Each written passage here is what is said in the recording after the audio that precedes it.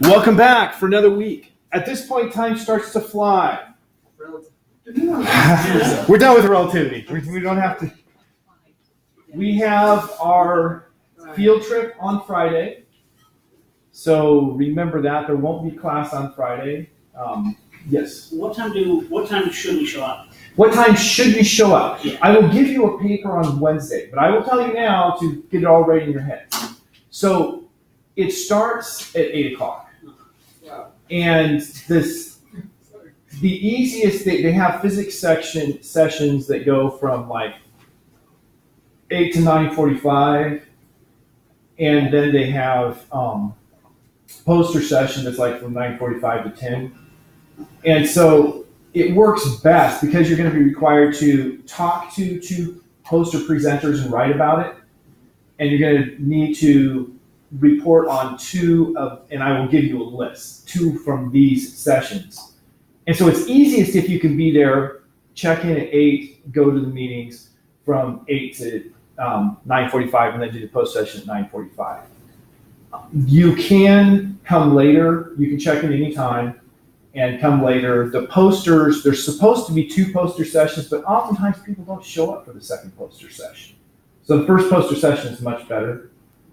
So what I encourage is trying to be there from 8 to 10, as you probably picked up. But if you can't do it, it's still workable. Yeah. Will there be a homework assignment? How homework assignments work with the thing? So I will be giving you a handout that has the place for, I may have said 2, it's 4. You have 2 that need to be things that I require, 2 that are things that you chose for fun. And so you have 4 talks you need to report on and 2 posters. And so I'll have the form for you to fill out and turn in. And so you'll turn that in on Monday, and that will count as a homework assignment. Okay. The homework assignment that normally would be due Friday will probably also be set due Monday, just because there's no reason to have it due Friday. Yes. But don't put it off and then say, oh no, I've got 2 homework assignments on Monday. He's evil. Yeah.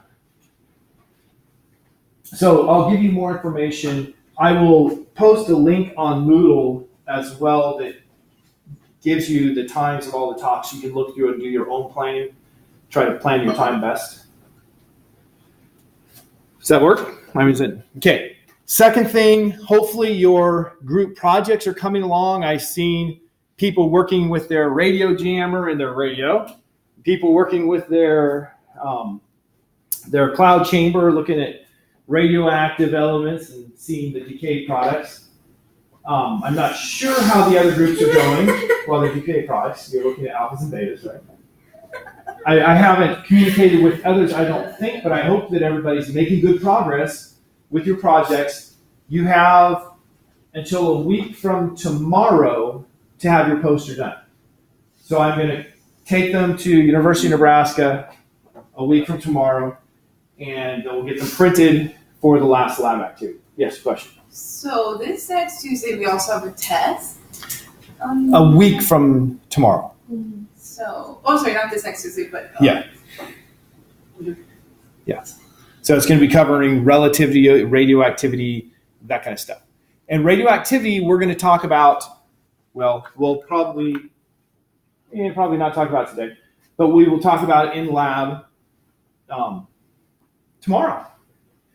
And one thing about radioactivity that you need to be very aware of, I told you people in this group, no food. We worry about safety with radioactive materials, right? And I'm running through the weeks in my head as I'm talking. Yeah, I think it's next week we have the test. And then the week after that's the last week, right, of the semester. It is. Yeah. We have 3 weeks left. I still have 3 weeks. 3 weeks from today is the final exam, or no, 3 weeks from tomorrow is the final exam. So anyway, with radioactivity, we have these energetic particles. They could be alpha particles, which are helium nuclei.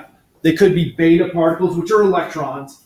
Or they could be gamma particles, which are photons. Or there's some other options that we usually don't focus on for a class like this, but they do exist. And we worry about safety with radioactive materials. And so an alpha particle, your skin is going to stop every single alpha particle that you encounter. it's not going to be able to penetrate your skin. And so skin cancer is the only thing you're really concerned about as long as it hits you on the outside. But if it comes in, then you have a problem. So for instance, radon gas.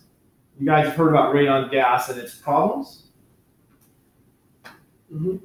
Okay. The problem with radon gas is it's a gas, so it floats around. It is a product of the decay series from uranium to lead. And it's the only gaseous one. So you have this rock that's decaying, and as it decays, it finally gets to radon. The radon's a gas, it can escape from the rock. And so it can float around in the air, you can breathe it in. And if it decays in your lungs, or actually more likely, if it's floating around and it decays and then it's a piece of dust that floats into your lungs and that dust decays in your lungs, that's where the actual danger is. It's not the radon itself. We talk about radon because the radon's what allows us to move around. Then the alpha particles, if they decay in your lungs, can cause damage that can lead to lung cancer. So that's the kind of thing we're worried about. The alpha particles inside your lungs, very bad. Outside, you've got the skin as a protective layer, or if you're wearing clothing, anything that's covered with clothing is probably going to stop the alpha particles. Now, my clothing is porous, so they could get through, but the skin is definitely going to stop it. And skin cancer is not a good thing, but also not the worst thing you could encounter. Same thing then goes for food. If you have food that's radioactive, is your food radioactive? Microwaves count? Hmm? Microwaves count? My quiz? Microwaves. Microwaves. Because you radiate your food. Yeah. Okay, well, the short answer is yes, it is. You have, for instance, bananas are radioactive. They contain radioactive potassium in them. One of my professors when I was in graduate school, the one who was in charge of we had an educational nuclear reactor. So the one who was in charge of that and our nuclear stuff, he said, if I were to take all of the radioactive material in your body and to put it into a cube that's 1 centimeter on the side, I couldn't give it to you.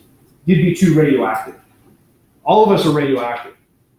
And there's radioactive materials flying through us and hitting us all the time. But if you have radioactive foods, that energy, you can be sure it's going to be absorbed by the body. And so it's considered a much bigger danger than if it's on the outside. So all of this to say, anything that you plan on putting in your mouth, don't bring to the lab tomorrow. Water, chewing gum, chocolate cake. Don't bring it to lab tomorrow because we don't want to risk it. Now, going back to, you said the microwave, right? This is all stuff that's coming up real soon, so I don't feel bad about talking about it. The microwave is indeed using radiation. Those are photons. They're microwave photons, which means that you have wavelengths that are on the order of, let's say, 10 to the minus 6 nanometers. Right? That's microwave. 10 to the minus 5 would also be microwave, which means that you have frequency is equal to C over lambda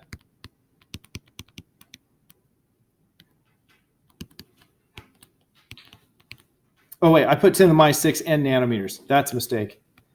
That would have been 1,000 nanometers or 10 to the minus 6 meters.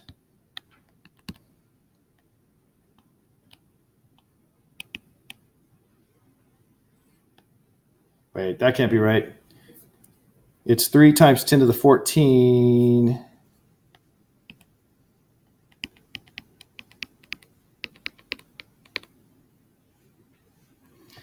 So that would be on the order of 3 times 10 to the 14 hertz, right? Just a little bit below the frequency of visible light, which gives it a photon energy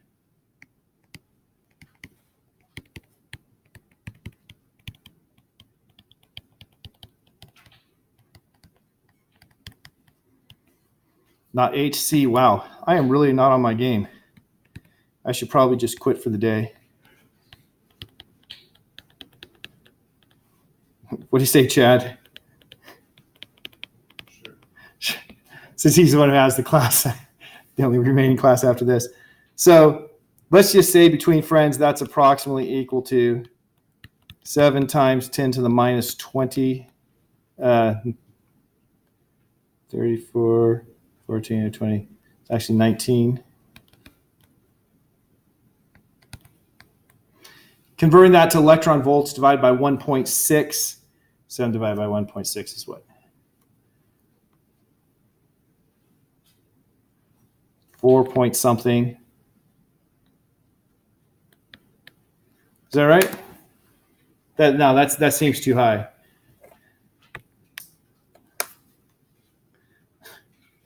Now I have to check my math all the way through. Anyone found a mistake?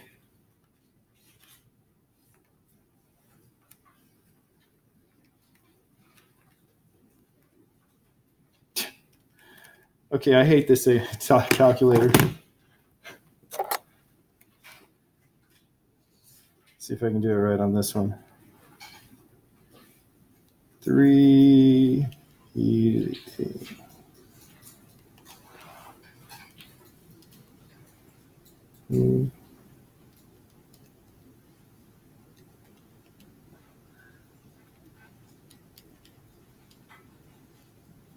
Okay, well, this actually should have been about 2 rather than 7. That's the difference I'm looking for. Yeah, because it turns out 3 times 7 is not 7. Go figure.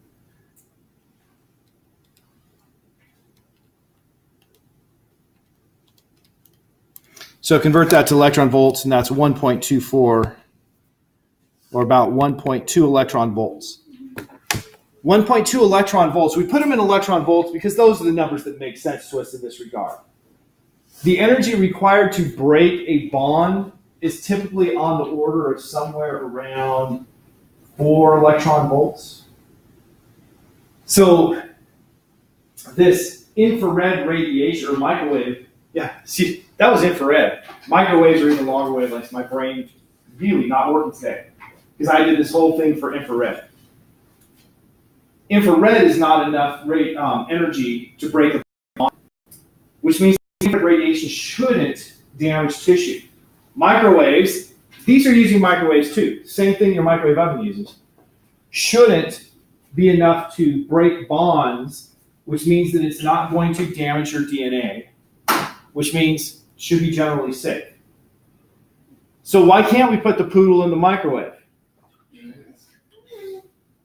Because we have another form of hot dog. Oh, that's bad. We can't put the poodle in the microwave because there's more than one way the energy can interact.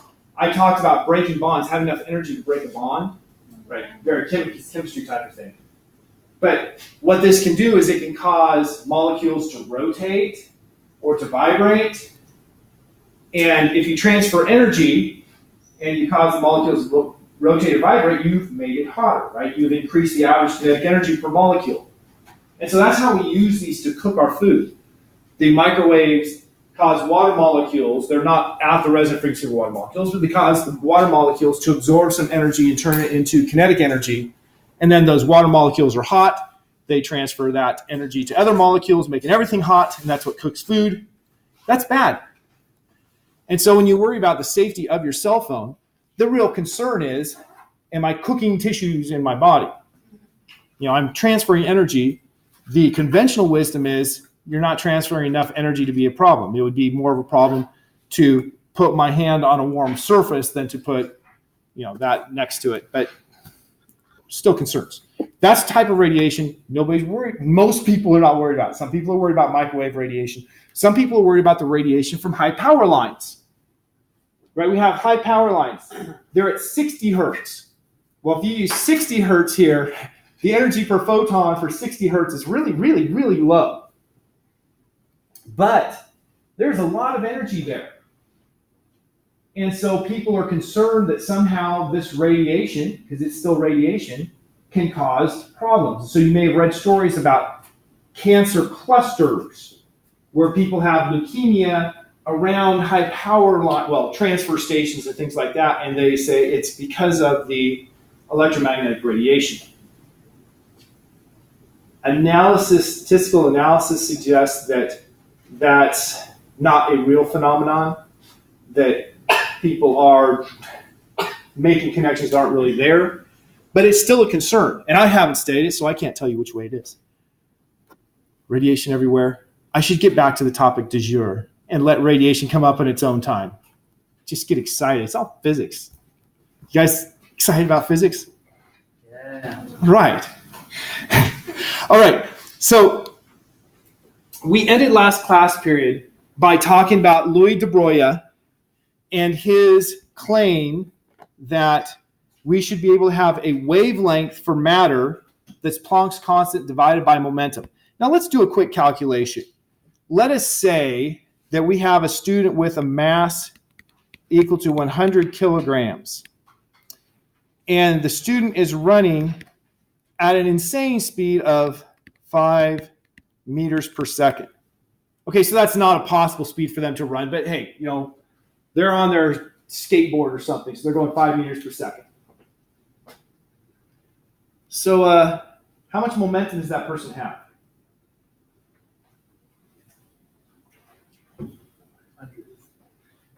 How much? Okay. I thought I heard 100. Momentum is equal to mass times velocity equals 100 kilograms times 5 meters per second is equal to I said it now. 500 kilogram meters per second. Did we need to use relativity here? No. Why not? Fast enough. We weren't going fast enough, right? That speed was nowhere close to the speed of light. We didn't need to use relativistic equation. So what's the wavelength of this person?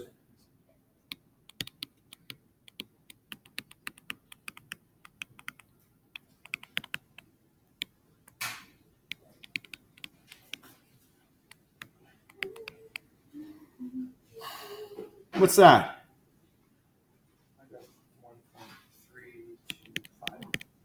1.3. I'm just going to cut it off at 1.3 times 10 to the minus 36 meter. Yeah. Okay, so 1.3 times 10 to the minus 36 meters. Go ahead and hold your fingers 1.3 times 10 to the minus 36 meters apart. Yeah, no. Those is the right answer. The size of the nucleus of an atom is on the order of 10 to the minus 15 meters. So that's much, the wavelength is much smaller than the size of the nucleus of an atom. Or, if you care, than the diameter of a proton. It's much smaller. So, de Broglie said anything should be able to be treated as a wave. So I should be able to treat you as a wave. If you're a wave, what happens when you go through an open door? Part of me gets left behind. Well, it's not that you get left behind per se. Actually, there is that. You're right. But what I'm thinking about is you have diffraction, bending around corners. And so if you run through this door, you should make a diffraction pattern on the wall. But how big is that diffraction pattern? Yeah. Now, it's a different equation for single slit than for double slit, but it still is the form of d sine theta. D sine theta is equal to n lambda. Well, if lambda is really, really tiny, then theta is going to be really, really tiny. And so you would have to travel outside of our solar system for there to be anywhere close to observable diffraction when you go through the door. Hence, we don't need to worry about it. We simply won't treat you as a wave. We'll treat you as exclusively a particle. I'm going to leave that open in hopes that actually, I'm sweating like crazy, hoping it cools me down some. So, according to de Broglie, you're a particle, you're a wave, but we're only going to treat you as a particle because your wavelength's too small. So what kind of particles are going to have a momentum large enough to make the wavelength something that we can, momentum small enough to make it so we have a wavelength that is measurable? Can you go faster? Actually, if we go faster, we're going to make the wavelength shorter. And I could have slowed this down. I could have said you're going, 1 centimeter per second. Well, let's make it 5 centimeters per second. If we'd done 5 centimeters per second, your momentum would have been 100 times smaller, which means your wavelength would have been 100 times larger, and you would have been 1.3 times 10 to the minus 34. So you can go slower, or you can cut yourself in half. Wow. You can go slower, you can cut your mass down. Well, there's no way we can go slow enough to see our wave behavior. Right? If you're moving 1 meter every billion years, we're not going to observe much, right? But if we go to small masses, then it becomes something useful. So what's the smallest mass particle we commonly deal with? Electrons. So the electrons are the primary thing that we apply the wave nature to. So here is an example with electrons applying the wave nature. The Davis and Germer experiment, they have a beam of electrons that goes through a slit to collimate them. They're not looking for diffraction here. Hits a sample, and then they measure the amount of electrons scattered as a function of angle. And what they find is patterns that you can get. Well, this is powder patterns here. But you have distinct patterns. There's only certain directions that they're scattered. And so we have a lot of different diffraction stuff. We're not going to use the equation for Bragg's law. It's on the equation sheet. You need to know that's not the one you're using. The equation for Bragg's law, I don't think I even have it written. No, I don't even have it written out here. But we have clear signs of the electrons undergoing diffraction. That's what we're seeing here is electrons undergoing diffraction. And so, I mean, when I was in graduate school, one of the things I did to classify my samples was look at the electron diffraction patterns to determine what orientation the crystal was. So I was using the wave nature of electrons.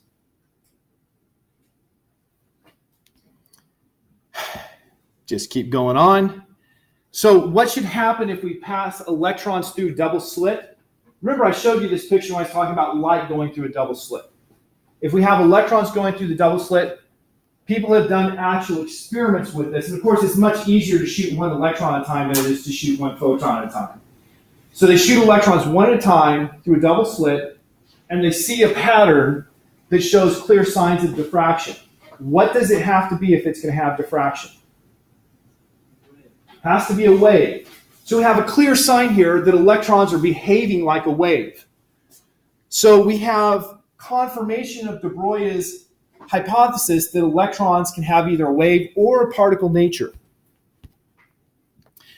And so matter waves is the term that is sometimes used to describe the wave description of matter. Here's a great example. You guys probably have taken a lot more biology than me. Well, most of you, not all of you. I got a couple people who, like me, have not done biology. But everybody who's pre-med has done a lot of biology. And so one of the things you deal with is looking at high magnification stuff with microscopes. So we studied microscopes and we learned about the objective lens and the eyepiece lens and how to calculate the magnification. A thing that we didn't talk about was the problem with diffraction.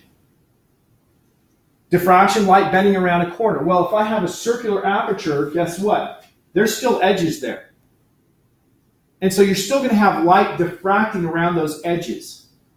Now, if you have a bigger circle, the diffraction is going to be smaller, and so it's less of a problem. Hence, in telescopes, bigger is better because you can have less problems caused by that diffraction. Hence, the resolution, the smallest detail you can see, is smaller if you have a bigger opening because of diffraction limiting. But the diffraction is also dependent on the wavelength, just like we talked about, you running through the door. And so a shorter wavelength is going to diffract much less.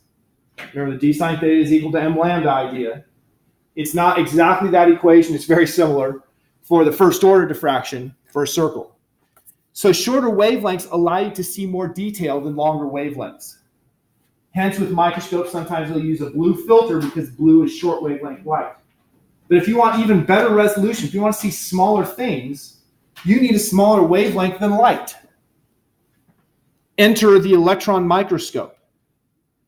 Electron microscopes take electrons and they accelerate electrons. So here's your electron beam. And then they use coils to direct that beam. The coil is actually what we call a magnetic lens. It creates a magnetic field that is varying in space and acts like a lens to focus that electron beam. So this first one here is actually expanding the beam.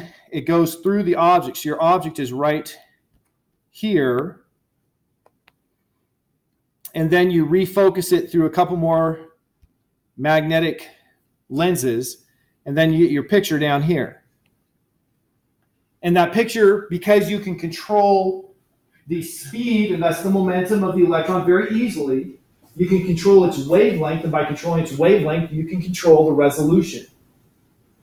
Now, I talked about this for biology, because that's what most of you do. But once again, in graduate school, for my PhD research, I was vaporizing transparent materials with an ultraviolet laser. And one of the things we wanted to do is to see what the surface of the material looked like after I'd vaporized it. And we're talking about really small fractures and really small debris. And so I would take my sample and I would first coat it with gold and then use a scanning electron microscope, which is this picture here, to scan the electron beam over the surface and then look at the scattered electrons to get a picture of my sample. I have some really cool pictures, none of which I included here. My pictures have much smaller detail than what you see in these biology pictures, but I found cool stuff. I just have to tell you the thing that I think is the most cool of everything I found in my research. So, first of all, let's think about the physics of this. If I have ultraviolet light, what's the energy of the photon? Just go high or low?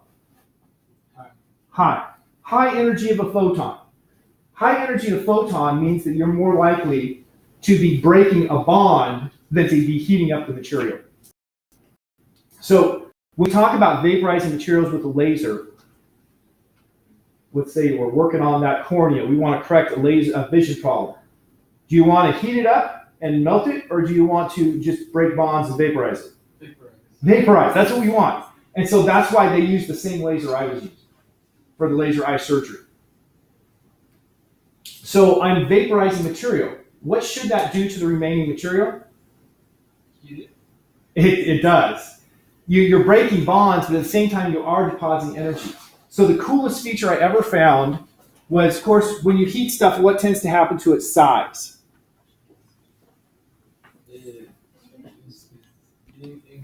It expands. And so I had these fracture things that I was creating on my samples. I would have small little pockets where you could see that material vaporized, but then I'd have these fracture patterns where it heated and expanded. And then sometimes they would pop out. And I had a few pictures where I have a piece that popped out and flipped back like this, but was still held in place by a molten material that froze again. So you have clear evidence that you heated it enough not only to make it fracture, but to melt the top layer, so when it popped a layer off, it didn't fly away because the molten material flexed. Very cool, I thought, for physics, which is a very cool field. All right. Reviewing then what de Broglie said. What is the key idea of Louis de Broglie's hypothesis? Louis de Broglie. The what? Particle and wave nature. Electrons have both a particle and wave nature. What did Einstein say? Well, he said light, not electrons, but light was a particle, but it still had the wave nature. So he said light must have both. Because before him, people had been convinced it was one or the other, and Thomas Young had said, my experiment shows definitively by diffraction that it is a wave.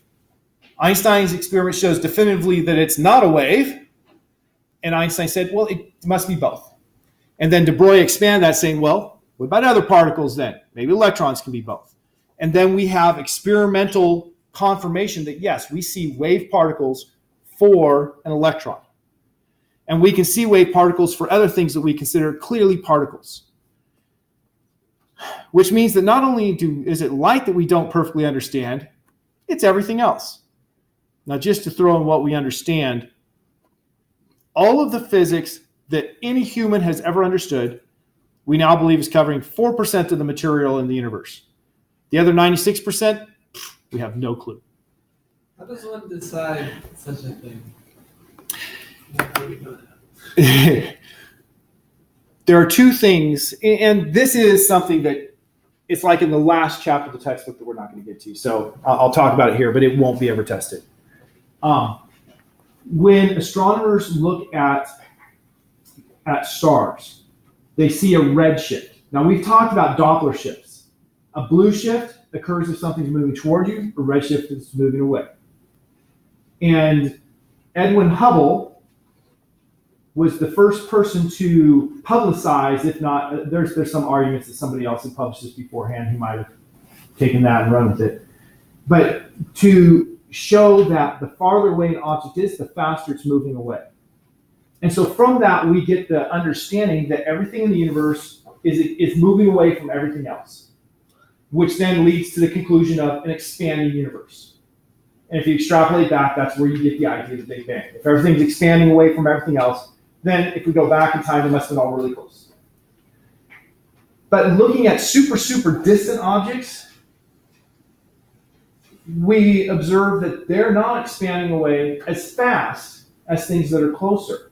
That now, there is a relationship, the farther away, the faster it's expanding, but they're falling away from the straight line relationship, indicating that more recently, the rate of expansion has increased. And so that leads to the idea of there's matter out there, that there's something that's putting energy into the universe. Because we have our law of conservation of energy. Emmy Nether showed mathematically it has to be true. And if energy is conserved, how can energy be increasing? And so there's something that's converting energy from something else that we don't know. And so when they say that, they come up with something like 70% of the universe is dark energy. Who knows what it is? They call it dark because we don't know. Well, then we have the idea of dark matter. If you look at orbits, things orbit because you have a gravitational force holding them together, and then you have their kinetic energy and potential energy, well, the gravitational force, potential energy. And so you can relate the radius of the orbit and the speed of the orbit to how much mass is enclosed. And if we take something like our own solar or Milky Way galaxy, and we plot the rotational velocities, and we go out, the rotational velocities do just what they should do for a distance, and then they go straight instead of slowing down, which means there's a lot more mass out there than we have found.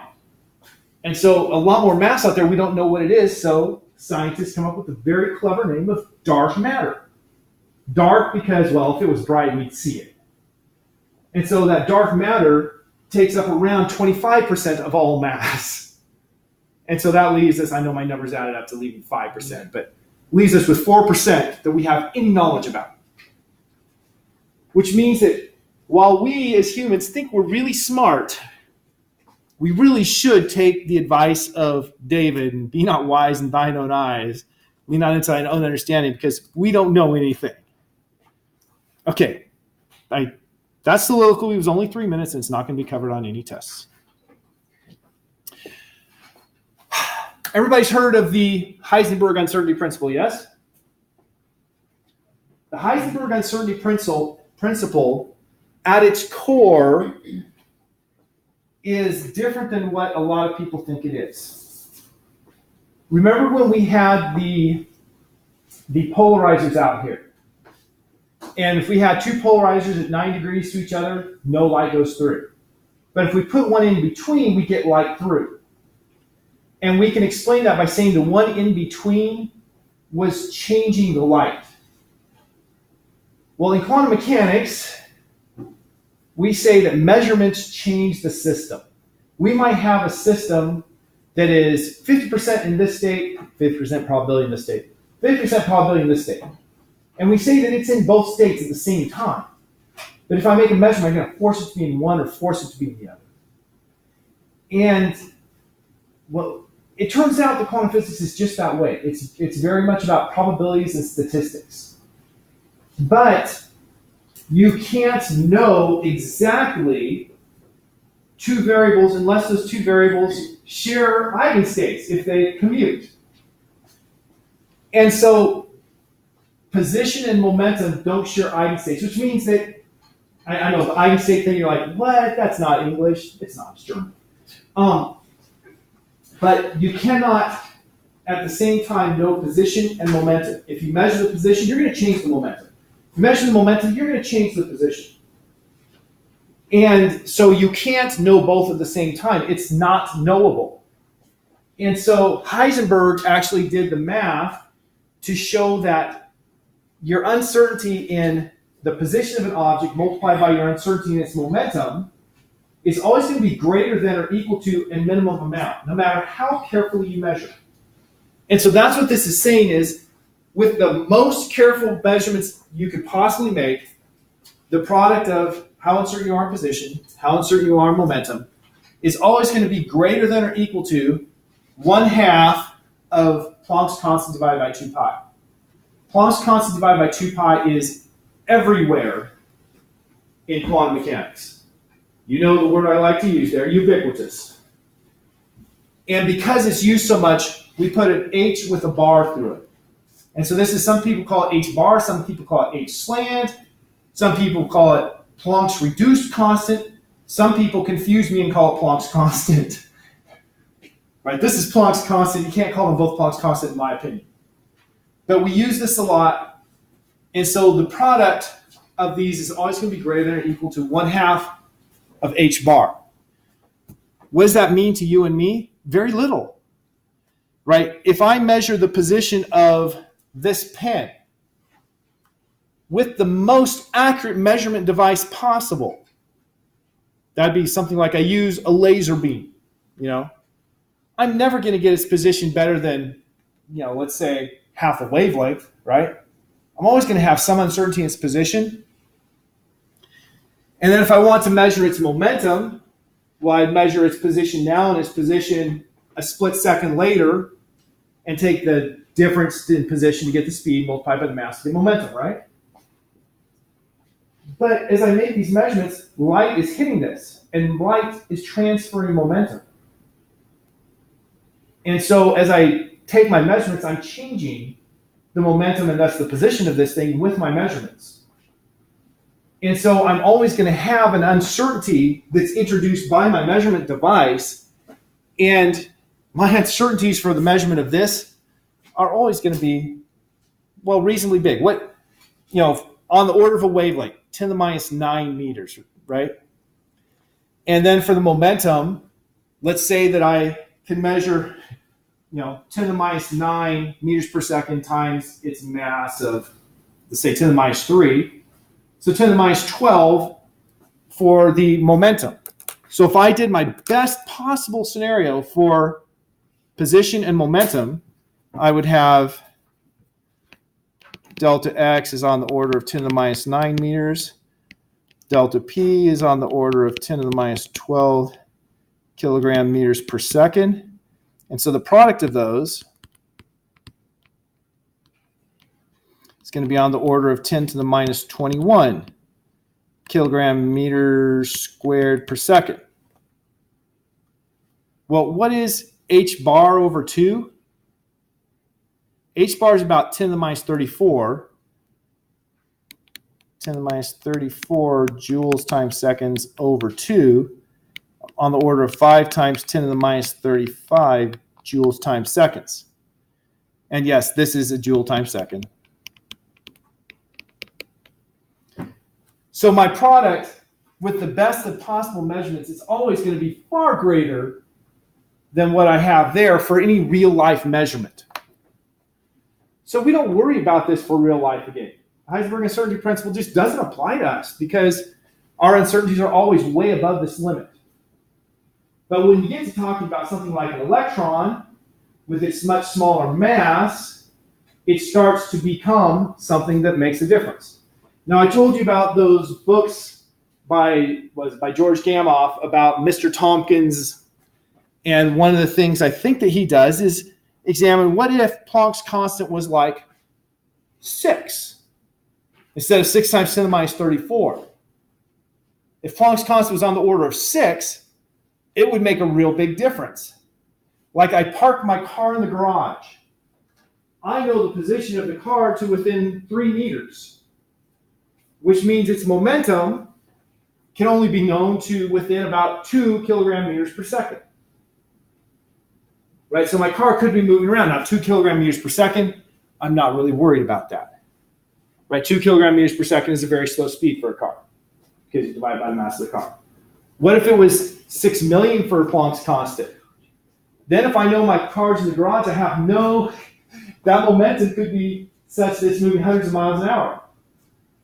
And so if Planck's constant was on the order of 6 million, if you know the car's in the garage, you're afraid to open the garage door because it could run right over you. Right? It would then become a problem. And the key here is, and I know it's really hard to wrap your mind around, this is a reality of physics, not a measurement situation. It's not, well, you're not measuring carefully enough, or you don't have the right tools to measure. It's that it's impossible to get better than that. So that's what the uncertainty principle is.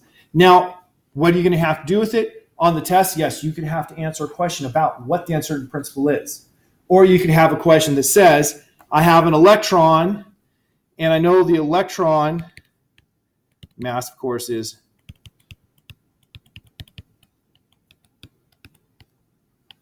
and I know its position, delta x, is equal to, let's say, 10 to the minus 13 meters. Basically, we're saying this electron is orbiting a nucleus with that uncertainty in its position. And then we say, what's its uncertainty momentum? Well, what you can say is uncertainty in position times uncertainty in momentum is greater than or equal to r divided by 2. So greater than or equal to h bar over 2 delta x. And you can calculate what the uncertainty in momentum is, and from that, the uncertainty in speed. That's the kind of problem that you would have to do with this. Pretty pedestrian mathematically, right? The idea is, though,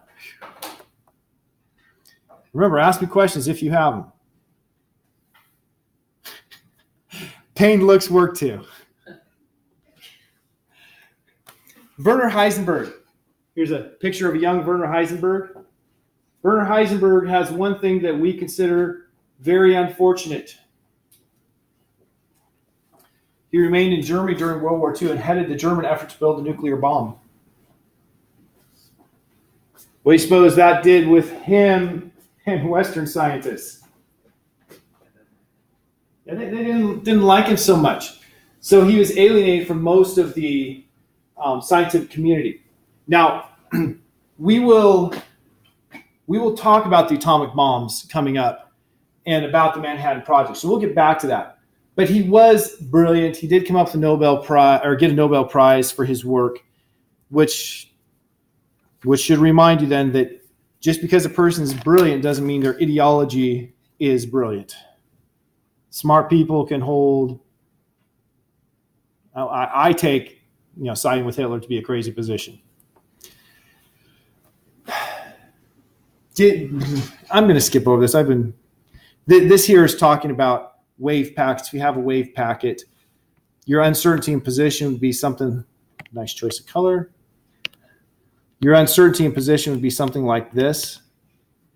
And since de Broglie says momentum is Planck's constant over wavelength, then your uncertainty in momentum is Planck's constant divided by wavelength squared times the uncertainty in wavelength. This comes from just taking a derivative. Those of you in Calculus 3, I know you've had to do this recently. And so your uncertainty in wavelength, you probably don't even know about this, but to make a packet of waves like that, you have to have a range of frequencies. This is something that this group, and whoever else is in your group, and Lydia, have been looking at with their data. They're making a square wave to jam a radio. And to make a square wave, you have to make a whole bunch of little packets, and those packets have to have a bunch of different frequencies. And so it's not just one frequency you have, it's a bunch of frequencies. And so to make that packet, you have to have a range of frequencies. And so there is an uncertainty in the wavelength because you have a range of frequencies. And so you can calculate the uncertainty between the size of the packet and the wavelength to get to an understanding of Heisenberg's uncertainty principle. And what I'm going to do is go to this picture, which makes the most sense. In this case here, we know exactly the wavelength because it's just a constant wave. But what's the position? Where is that wave? Somewhere in there. Yeah, it's somewhere there. Our uncertainty in position is infinite. We have no idea where the wave is. So in this case, we have an uncertainty of 0 in the wavelength, hence an uncertainty of 0 in the momentum. We know exactly what its momentum is. We have no idea what its position is. That's another outcome of this uncertainty relation. You can know exactly the position, but you'll have no idea what the momentum is. Or you can know exactly the momentum and not know anything about the position. Which brings us to a joke that I'll try to tell better than when I told in the quantum physics class. So, Schrodinger and Heisenberg and I still can't remember a psychologist are driving in a car. So we're not going to talk about psychologists. They get pulled over by an officer, and Heisenberg's driving his car, pulls over. Officer comes and says, "Do you know how fast you're going?" And Heisenberg says, "No." The officer says, "You were going 60 miles an hour." Heisenberg says, "Great! Now I have no idea where I am." Work so far? So, since these are sketchy looking dudes, the officer says, "You mind if I check in your trunk?"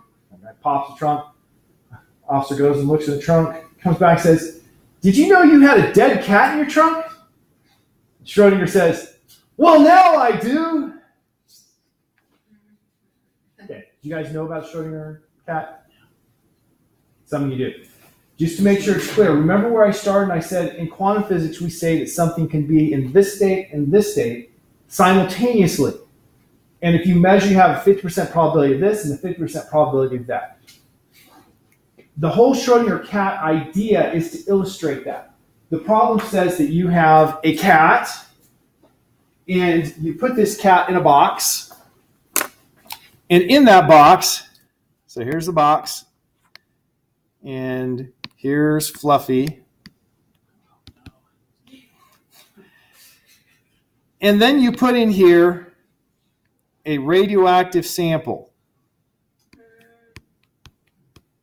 But it has only one radioactive atom in it. And then you put that radioactive sample inside a detector that has a 100% efficiency. If it decays, you're going to know it. And if it detects a decay, it's going to drop the hammer.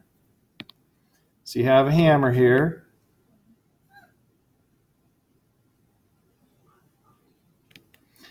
And it's going to drop that hammer on a vial. Okay, so this is set up on a vial of cyanide. So when the radioactive atom decays, it's detected, the hammer drops, it hits the cyanide, and what happens to Fluffy? Dies. Now here's the key. Quantum physics says that that radioactive atom is simultaneously in an undecayed and a decayed state. And when you start off, the probability of measuring undecayed was 100%, probability of measuring decayed was 0%. But over time, the probability of measuring the decayed is going up, the probability of measuring the undecayed is going down. And so you get to a time where it's like 50-50. Quantum physics says that atom is simultaneously undecayed and decayed with equal probability of both. And since the cat is dead if it's decayed and not dead if it hasn't decayed, then the cat is simultaneously fully alive and rambunctious and dead as a doornail. And you can't know, you don't, it's not that you can't know, it's not in one state or the other, it's in both. But if you check, you're going to reset the system. You'll either force it to be completely cat alive, atom undecayed, or completely cat dead, atom decayed. And so when you check, that's when Fluffy either dies or gets a new lease on life. So it's illustrating that superposition principle that you can simultaneously be in more than one state. But when you make a measurement, you force it into a state. We so did not get very far in the lecture, but we talked about a lot of fun stuff. And what is physics if it's not fun stuff? So we will do the particle in the box next class period. In lab tomorrow, I will lecture some about what I'll actually do is I'll get you started with the experiment. The experiment is mostly downtime, so I will actually lecture while you're doing the experiment. So you'll just have to take measurements periodically during the lecture.